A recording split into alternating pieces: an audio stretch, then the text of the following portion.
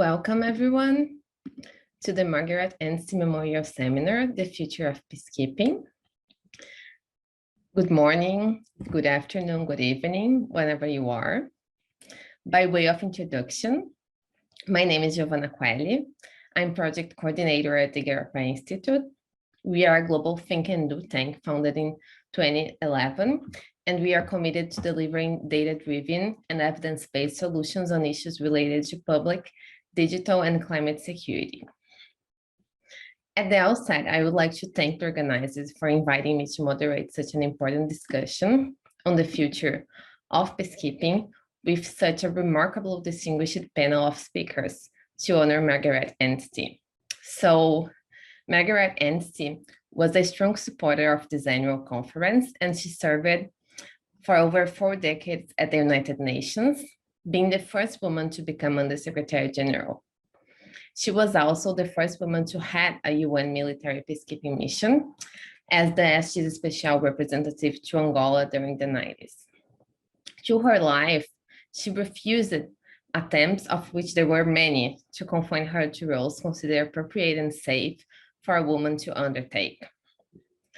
Hence, I hope that our discussion here today, which aims at informing the UN Peacekeeping Ministerial Conference taking place in December 2021, as you all know, will not only bring reflections to seek to strengthen the effectiveness of peacekeeping, but also ensure they have a gender perspective. So I'm very glad we have a panel with 2 incredible women today. So to set the discussion, allow me to introduce this panel, which I'm sure will have useful insights on the future of peacekeeping.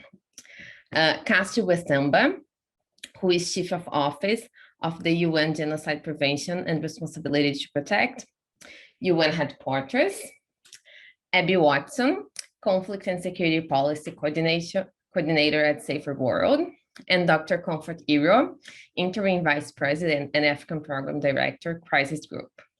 So thank you, each of you, for agreeing to share your reflections today.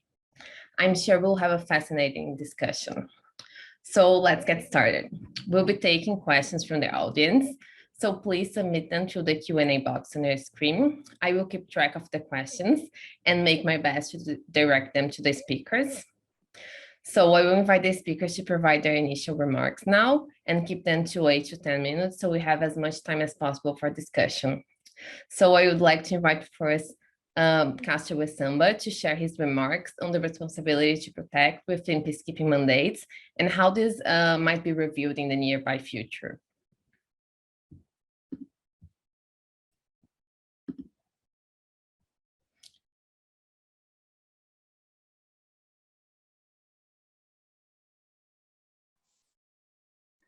I think that's the most used word during these virtual meetings, unmute yourself.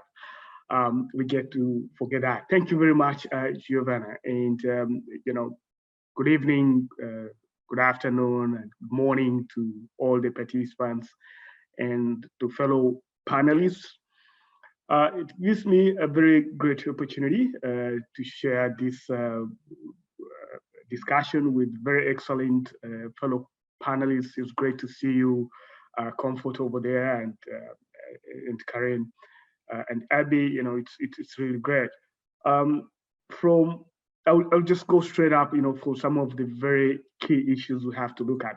This conversation is very timely, given what COVID-19 pandemic has just done to our communities, how it has impacted on the most vulnerable populations on themselves, inspires us to reflect very quickly, how the future of peacekeeping will be, and how is the best things that we have to keep in mind when we talk about reform of peacekeeping.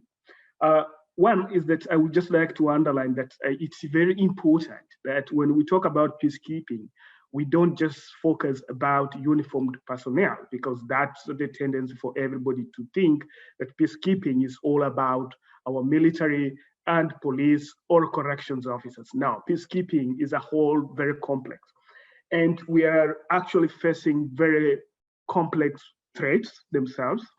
And peacekeeping is no longer a question of just effective, kind of like monitoring of ceasefires, but we are operating in a very complex security environments of where UN peacekeepers are being deployed. And the threat more worrisome across all our peacekeeping is that we are dealing in most cases with non-state actors, and sometimes that do not even have a command structure.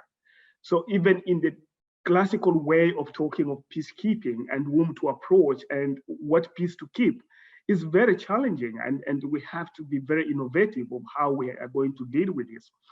We have seen how, for example, in Mali, terrorist groups targeting peacekeepers, and beyond peacekeepers, targeting, government officials, international presence, and even local communities that are trying to resolve the problem on itself.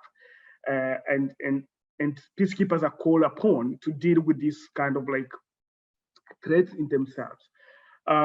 So I would just like to reflect that, one is that when we are designing the mandate and talking about reforms and how best we can contribute to peacekeeping, we should look at all the components of peacekeeping beyond the uniformed personnel.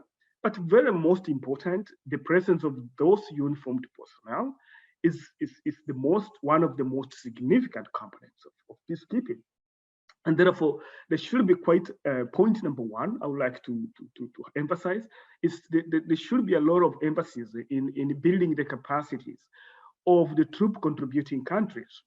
So, we have to look and see who are our main peacekeeping contributing countries. How well trained are those troops? And please, when we talk about being well trained, it does not just necessarily mean being familiar with the UN principles and guidelines regarding peacekeeping or international humanitarian law, but they have to be trained in many aspects, including things like mediation, dialogue, engaging community, gender perspectives of peacekeeping, that it is more comprehensive when you're talking about the contributing side. So please, when we design policies, whether at national level, regional level, or at whatever level, we must specifically also look at the troop contributing countries.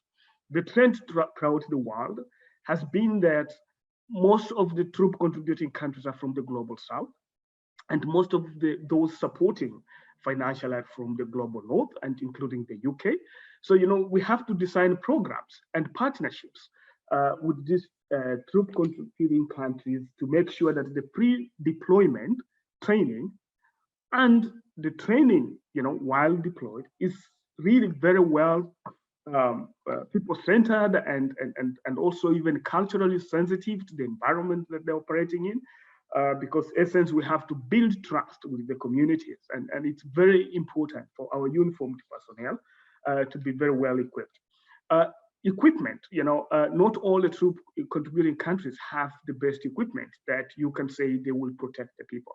So I think we have to continuously support that our peacekeeping operations are well equipped, robust enough to respond to the threats, because the threats are becoming a little bit more sophisticated.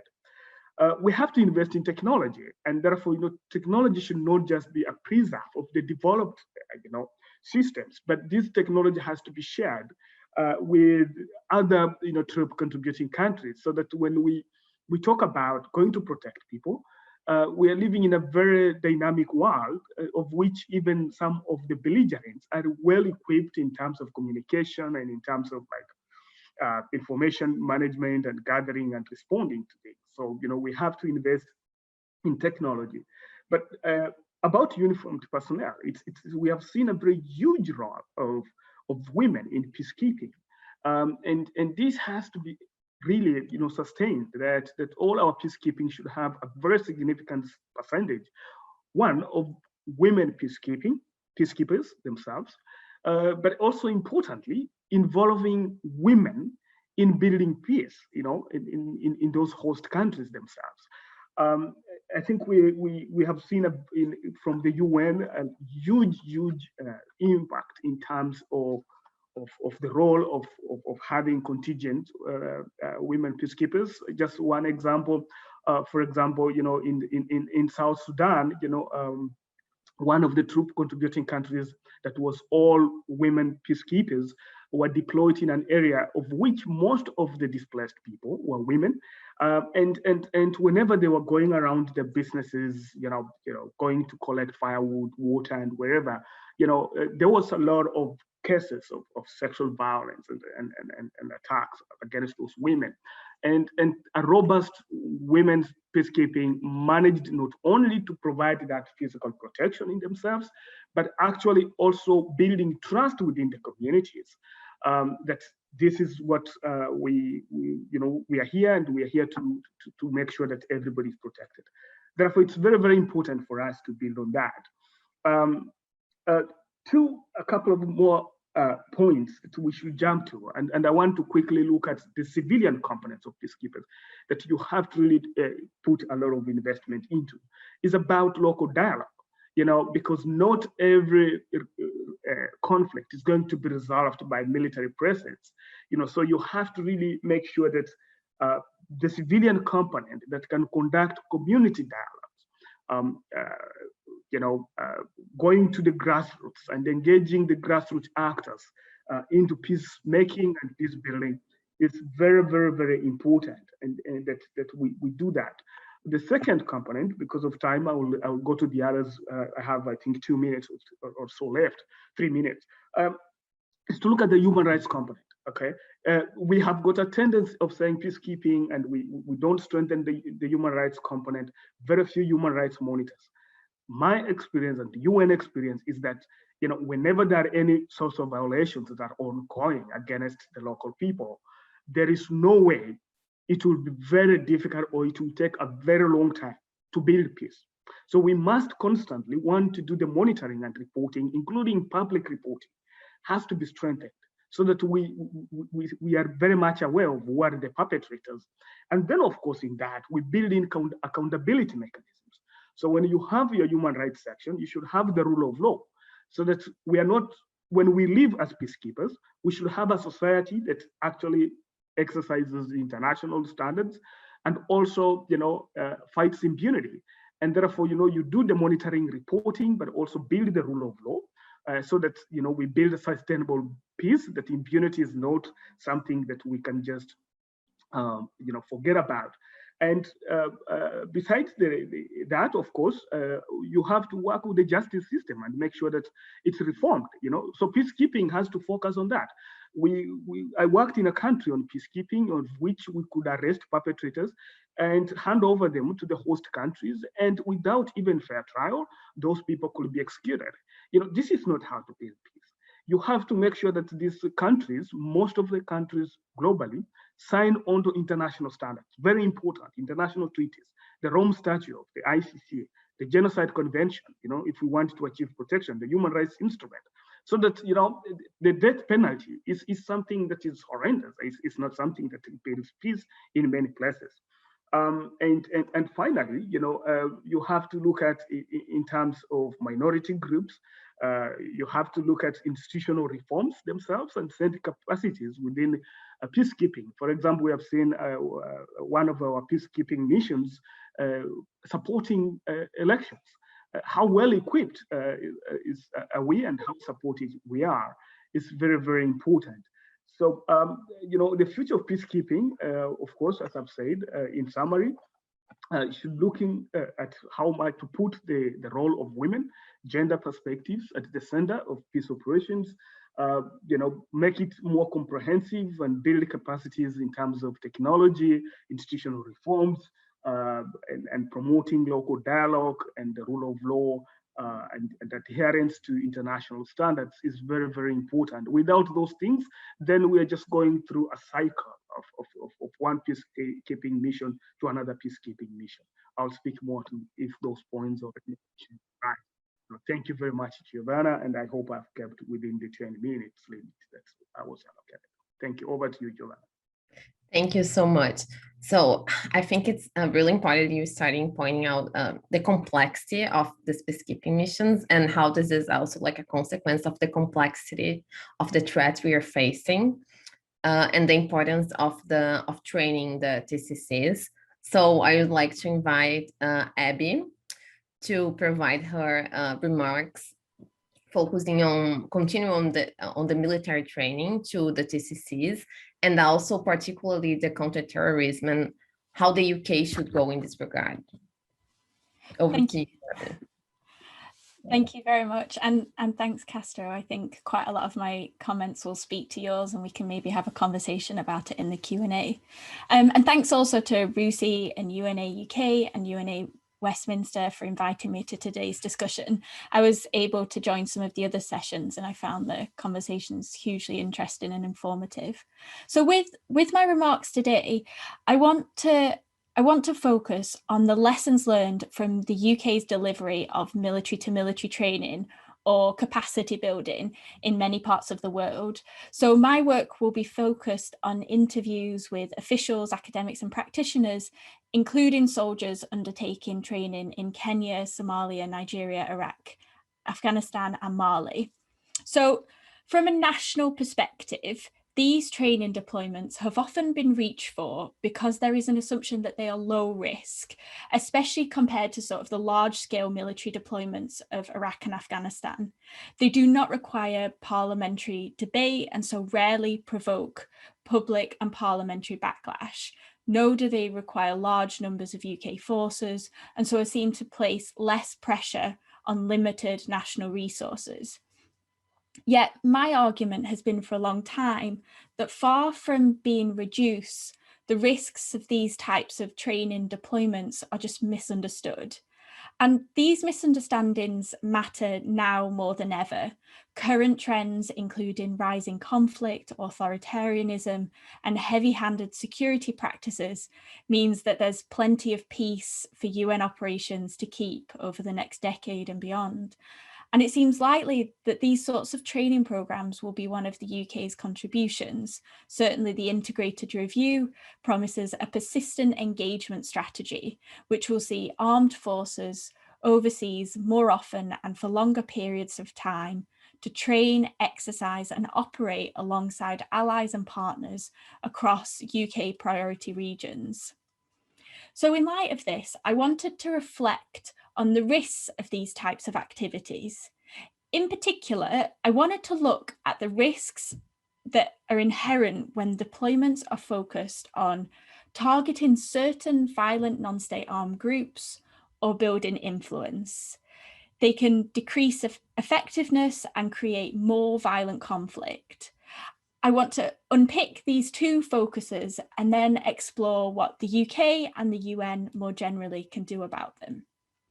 So, to the first of these, a focus on countering certain violent non-state armed groups such as Al-Shabaab, Boko Haram or ISIS has led countries like the UK to focus on militarily supporting often predatory state forces.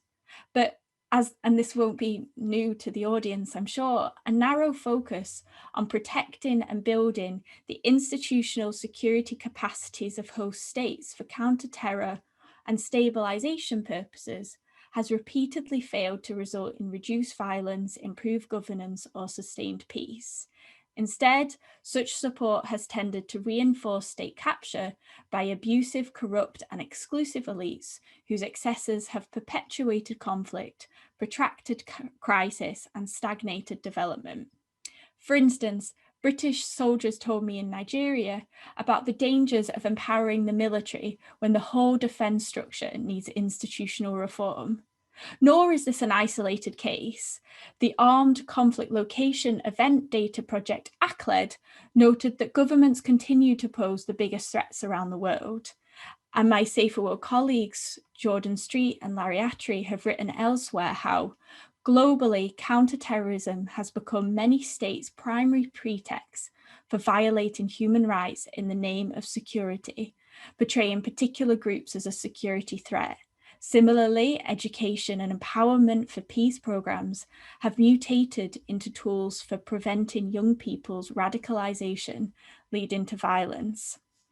Just today, a Sahel expert posed the question whether counterterrorism is transforming the Sahelian countries into a club of militarized authoritarian regimes. This first point is potentially exacerbated and made worse by the second issue. which is over the last few years, the UK and many of its allies have put a lot of effort into improving national influence. However, there's not been as much discussion on the dangers of focusing on UK influence to the detriment of other goals, such as long-term peace and stability in the region that the UK and its allies are in. We have already seen in many parts of the world how states are focused on being present or being a good ally rather than improving the prospects for peace and stability. For instance, Nina Willan of the Egmont Institute suggests it's not a happy accident that led several European states to contribute troops to the Sahel ahead of a vote for a non-permanent UN Security Council seat. Similarly, researchers at the Danish Institute for International Studies argue that regional powers in the Sahel and the Horn of Africa have engaged in peacekeeping missions to, I quote, gain international recognition, fund their militaries, promote norms and values, or build an identity for their armies. Some, including myself, Delina Godjo, and Ewan Lawson in a piece in Waiver Room, also worried about the UK's deployment to the UN mission in Mali, or MINUSMA, and how it was largely about building international relations with European allies, especially France, in light of Brexit, and what the impact of that focus might have been. Certainly, a focus on influence could undermine efforts to bring long-term peace and stability if it leads to fragmented short-term policies which go along with potentially flawed UN strategies or prioritise national interest. In the Sahel, like many other conflict-affected countries and contexts, there needs to be carefully considered solutions that succeed in mitigating conflict and its drivers, rather than engaging solely to build international relations. So these two risks speak to the need for a long-term approach by the UN, which is grounded in local consultation, not national interest. The UK should not allow attempts by other members of the UN Security Council to push blue helmets towards the quicksand of unwinnable counter-terrorism wars. France has tried on different occasions to shape MINUSMA to support its own operations in Mali. And while this has been pushed back on some level, it could have contributed to the fact that MINUSMA is decreasingly seen as impartial by many states, multilateral institutions, or people within Mali. The UK has contributed a kinetic force to MINUSMA, and while it might address some of the needed gaps in intelligence, it is contributing to a mandate that is struggling to prevent violence and provide security. The UK then needs to be super clear at a strategic level how it uses this deployment to create meaningful change and not just send more forces to an already heavily militarized context. Providing forces without challenging these short-term policy decisions is likely to make matters worse. There needs to be a clear indication that such an approach is short-sighted and strategically not likely to succeed. Strong leadership from the UK on this strategy question then will be important.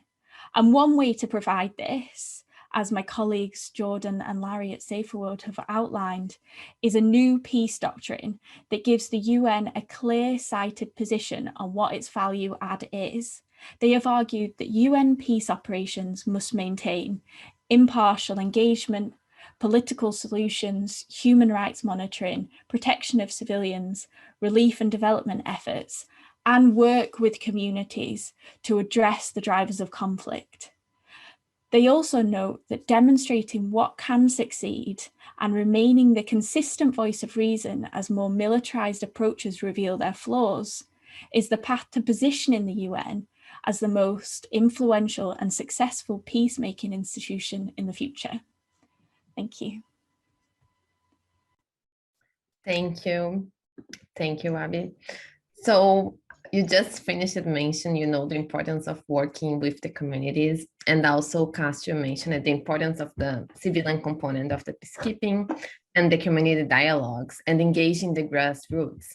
So I'd like to move to Dr. Comfort Hero to address how peacekeeping might become more people-centered and how the missions can ensure the protection of civilians. And if you could also provide us examples of how this approach would look like in practice at the mission level. Good, thank you very much. And I'd like to sort of attach my voice to what Abby and Castro say by thanking the UNA Association UK and RUSI for inviting Crisis Group to be part of the debate, especially on UN Peacekeeping Day. And I want to say a special thank you to UNA, because I interned at the United Nations Association at Westminster for quite a while when I was doing my PhD, and it was a very important foundation for me, a learning ground where I learned a lot about UN peacekeeping, international peace and security.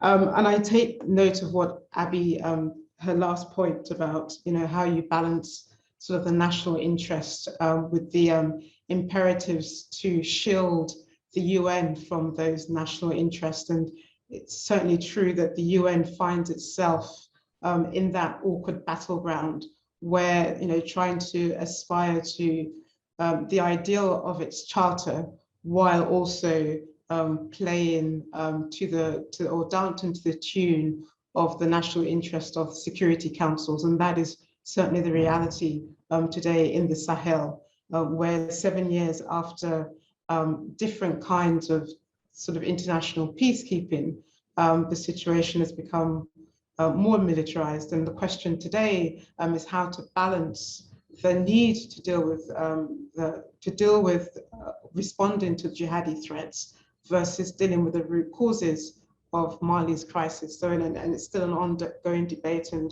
most of you who are watching the developments in Mali will be aware that inevitably 9 months on, there's been another coup, because at the heart of that crisis is a governance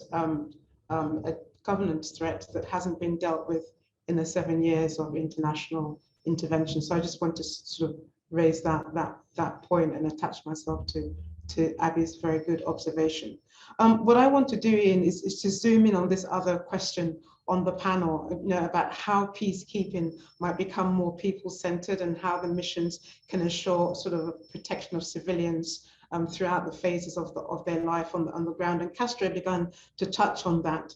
And also just to emphasize that this is not a new debate. This is a very old debate in the life of the UN, that we're still having to deal with it. Says a lot about the challenges that the UN has to confront today. I mean, if you look at even the current Secretary General's own various speeches, he's pushed also for this, for example, in his own sort of debate around action for peacekeeping. And if you look at various UN internal reviews, various UN public reports like HIPPO from 2015, or even the peace building review of 2015, and then various UN Security Council resolutions on sustainable peace, the question always comes up about how can you achieve protection of civilians and a people-centered focus in missions. And this remains a challenge, and I'm glad we're bringing it on the table today. And I want to focus sort of giving you examples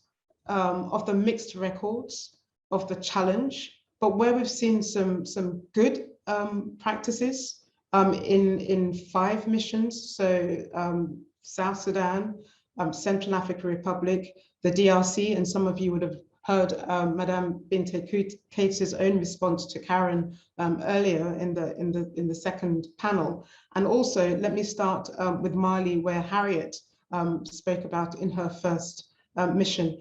And you may be surprised that my conclusion paints a mixed picture.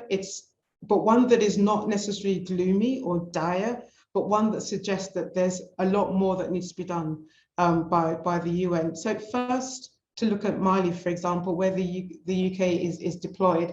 And the UK, in announcing its decision to deploy itself there, said that it wanted to orientate its deployment towards protection of civilians. And the UN has been a front runner in that debate. And the UN, to its credit, and I think it's worth stating that to its credit, is providing, in response to an earlier UN review, and also in response to the UK's own sort of 3 Rs on peacekeeping, it is retained that commitment despite those other national interests that we know are looming in the background, to providing sort of meeting the one need that the mission needed, which is long-range patrols that allow the troops and civilian staff to carry out that important part of their mandate, which is to make sure that their civilian components are able to undertake the political engagement task at the community level. That has always been a struggle in MINUSMA. It was already there, and one of the important aspects of the UK's deployment, it has been able to contribute positively to helping the mission deal with what it recognized was a weak link, the link and its ability for its civilian staff to spend meaningful time within communities without and by having the necessary sort of long range capacity to do that as well. So that's an important, I think, element that the UK deployment has brought, despite all those other sort of geopolitical imperatives that it was trying to meet as well. However, it's worth also noting that that protection provided by the UK has also sort of allowed a kind of limited over the horizon protection. It has enabled MINUSMA staff to also stay in those communities overnight and to also embed themselves more comprehensively in those populations. Again, these were weak links in the mission by its own admission, and various internal reports by the UN also said that one thing that needs to be improved by MINUSMA, also by other missions, is the need to overhaul peacekeeping patrolling in the future, and to also make sure that men and women are localized in their peacekeeping mission as well. So that's MINUSMA, and that's Mali.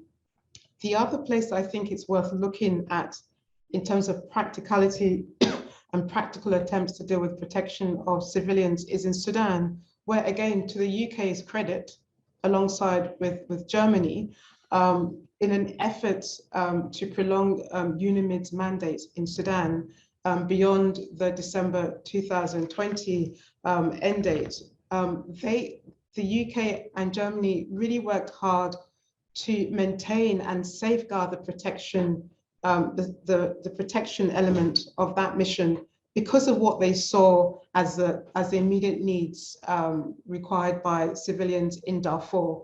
Now, the reasons why Germany and the UK lost out was also partly because of those geopolitical imperatives between Sudan, Russia, and China. And there was a hardening of positions in negotiating the future of the mission that would overtake UNAMID in Sudan. And in the end, despite all those efforts by the Brits and the UK, the new mission that eventually deployed, UNITAM, it was envisioned to be operating under Chapter 6 mandate, largely to meet the requirements and to assist the Sudanese authorities, but it lacked that important element, unfortunately, of protection of civilians as well. And a key question today is, how do we safeguard the citizens of Darfur against the real fear of human rights atrocities of the kind that Castro was talking about? So I wanted also just to register that on the table as